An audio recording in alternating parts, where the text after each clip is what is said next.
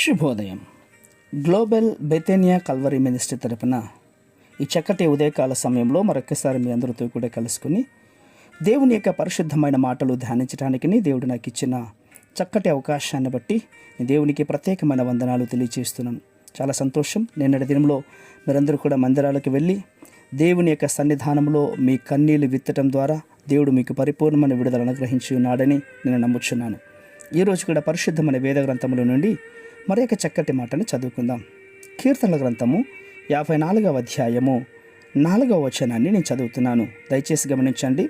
కీర్తనల గ్రంథము 54వ అధ్యాయము 4వ వచనము. ఇదిగో దేవుడే నా సహాయకుడు, ప్రభువే నా ప్రాణమును ఆదరించువాడు. దేవునికి మహిమ కలుగునుగాక.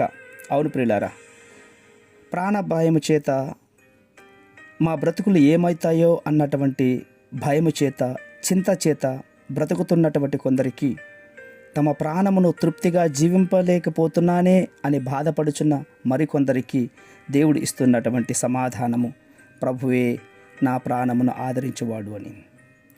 అపాయములో ఉన్నటువంటి కుటుంబాన్ని, కాపాడుకోలేని స్థితిలో ఉన్నటువంటి కుటుంబాన్ని, వ్యాధి విపరీతంగా ఉన్నటువంటి జీవితాలు కాపాడుకోలేకపోతున్నానే అని ప్రాణభయంతో బాధపడుతున్నటువంటి వారికి జీవితం ఒక సవాలుగా మారింది.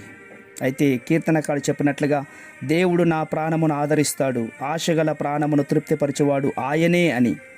ఆకలిగొనిన వారికి మేలుతో ప్రాణమును నింపువాడు ఆయనే అన్నటువంటి గొప్ప ఆదరణ మనకు నింపుతూ ఉన్నాడు ఈ ఉదయకాల సమయంలో. ఏ అపాయము రాకుండా నీ ప్రాణమును కాపాడుతాడు. అందుకే నీ ప్రాణమును గురించి చింతపడద్దు, ఆయన రాజ్యమును వెతుకు. నలిగినటువంటి ప్రాణమును ఉజ్జరింపచేయుటకును ఆయన వినయముగల మనస్సుతో, దీన మనస్సుతో ఆయన సన్నిధిలో గడపడానికి ఇష్టపడు.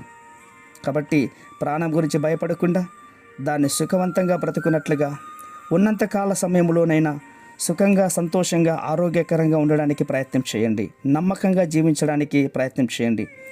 ప్రాణము ఇచ్చినవాడు ఆ ప్రాణమును ఎలా కొనసాగించాలో, ఎలా కాపాడుకోవాలో ఆయనకు మాత్రమే తెలుసు. ఈ దినమంతయు కూడా నీవు నేను దేని గురించి ఆశపడకుండా, దేని మీద ఆధారపడకుండా నా ప్రభువే నా సహాయకుడు, నా ప్రభువే నా ప్రాణమును ఆదరించేవాడు అనే ధైర్యంతో బ్రతుకుతాం. ఆ ధైర్యాన్ని బట్టి మనందరము కూడా ఉన్నటువంటి కొంతకాల సమయమైన చక్కగా, సంతోషంగా జీవించడానికి ఇష్టపడదాం.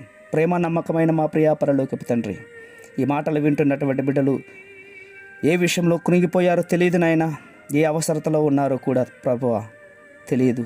ప్రాణభయంతో భారభరితమైనటువంటి జీవితాన్ని కొనసాగిస్తున్న బిడ్డలకు మీ మాటల చేత ప్రభు ధైర్యపరచండి. మీ మాటలే ఔషధంగా మార్చండి. మరింతకాలం చక్కగా, సుఖంగా జీవించే భాగ్యాన్ని మీరు దయచేస్తారని విశ్వాసంగా నమ్ముచు చిన్న ప్రార్థనను మా రక్షకుడిని యేసయ్య బట్టి అడిగి వేడుకను పొందుతున్నాం మా తండ్రి.